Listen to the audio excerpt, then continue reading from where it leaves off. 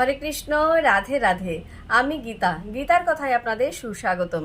আজকে আরও একটি ভিডিওতে গীতার 6ষ্ঠ অধ্যায়ের 5 নম্বর শ্লোকটি পাঠ করছি। আপনারাও কিন্তু আমার সঙ্গে অবশ্যই পাঠ করবেন। ওং নমো ভগবতে বাসুদেবায়, ওং নমো ভগবতে বাসুদেবায়, ওং নমো ভগবতে বাসুদেবায়।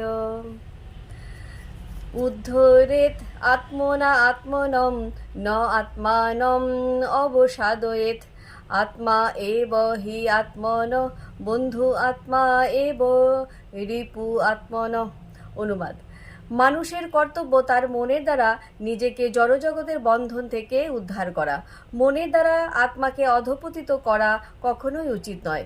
মনই জীবের অবস্থা ভেদে বন্ধু ও শত্রু হয়ে থাকে।